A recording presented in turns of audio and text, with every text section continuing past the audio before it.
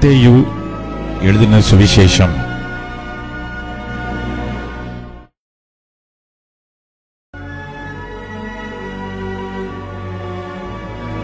அதிகாரம் 1. ஆபிரகாமின் குமாரனாகிய தாவீதின் குமாரனான இயேசு கிறிஸ்துவினுடைய வம்ச வரலாறு. ஆபிரகாம் ஈசாக்கை பெற்றான். ஈசாக்கு யாக்கோபை பெற்றான். யாக்கோபு யூதாவையும் அவன் சகோதரரையும் பெற்றான். யூதா பாரேசையும் சாராவையும் தாமாரினிடத்தில் பெற்றான். பாரேஸ் எஸ்ரோமை பெற்றான். எஸ்ரோம் ஆராமை பெற்றான். ஆராம் அம்மினதாபை பெற்றான். அம்மினதாப் நகசோனை பெற்றான். நகசோன் சல்மோனை பெற்றான். சல்மோன் போவாசை ராகாபினிடத்தில் பெற்றான். போவாஸ் ஓபேதை ரூத்தினிடத்தில் பெற்றான். ஓபேத் ஈசாயை பெற்றான். ஈசாய் தாவீது ராஜாவை பெற்றான். தாவீது ராஜா உரியாவின் மனைவியாய் இருந்தவிடத்தில் சாலமோனை பெற்றான். சாலமோன் ரெகபயாமை பெற்றான். ரெகபயாம் அபியாவை பெற்றான். அபியா ஆசாவை பெற்றான். ஆசா யோசபாத்தை பெற்றான். யோசபாத் யோராமை பெற்றான். யோராம் உசியாவை பெற்றான். உசியா யோதாமை பெற்றான். யோதாம் ஆகாஸை பெற்றான். ஆகாஸ் எசேக்கியாவை பெற்றான். எசேக்கியா மனாசேயை பெற்றான். மனாசே ஆமோனை பெற்றான்.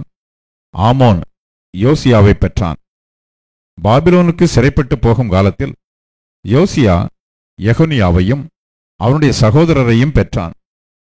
பாபிலோனுக்கு சிறைப்பட்டு போன பின்பு யெகொனியா சலாத்தியேலை பெற்றான். சலாத்தியேல் சொரபாபேலை பெற்றான்.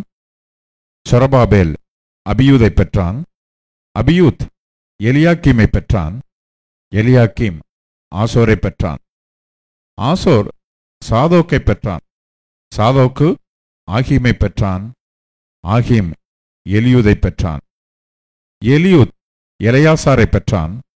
எலையாசார் மாத்தானை பெற்றான். மாத்தான் யாக்கோபை பெற்றான்.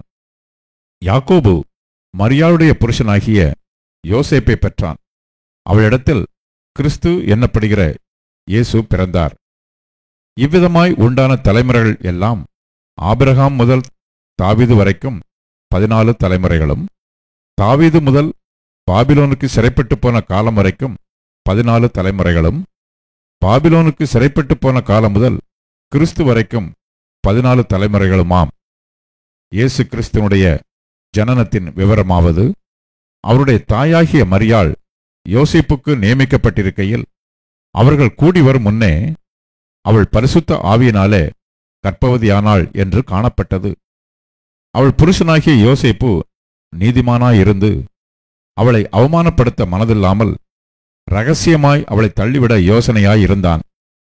அவன் இப்படி சிந்தித்துக் கொண்டிருக்கையில் கர்த்தருடைய தூதன் சொப்பனத்தில் அவனுக்கு காணப்பட்டு, தாவீதின் குமாரனாகிய யோசேப்பே, உன் மனைவியாகிய மரியாளை சேர்த்து கொள்ள ஐயப்படாதே. அவளிடத்தில் உற்பத்தியாயிருக்கிறது பரிசுத்த ஆவியினால் உண்டானது. அவள் ஒரு குமாரனை பெறுவாள். அவருக்கு இயேசு என்று பெயரிடுவாயாக. ஏனெனில் அவர் தமது ஜனங்களின் பாவங்களை நீக்கி அவர்களை இரட்சிப்பார் என்றான். தீர்க்கதரிசியின் மூலமாய் கர்த்தராலே உரைக்கப்பட்டது நிறைவேறும்படி இதெல்லாம் நடந்தது. அவன், இதோ ஒரு கன்னிகை கர்ப்பவதியாகி ஒரு குமாரனை பெறுவாள். அவருக்கு இம்மானுவேல் என்று பெயரிடுவார்கள் என்று சொன்னான். இம்மானுவேல் என்பதற்கு தேவன் நம்மோடு இருக்கிறார் என்று அர்த்தமாம். யோசேப்பு நித்திரை தெளிந்து எழுந்து கர்த்தருடைய தூதன் தனக்கு கட்டளையிட்டபடியே தன் மனைவியைச் சேர்த்து கொண்டு, அவள் தன் முதற்பேரான குமாரனை பெருமளவும் அவளை அறியாதிருந்து அவருக்கு இயேசு என்று பெயரிட்டான்.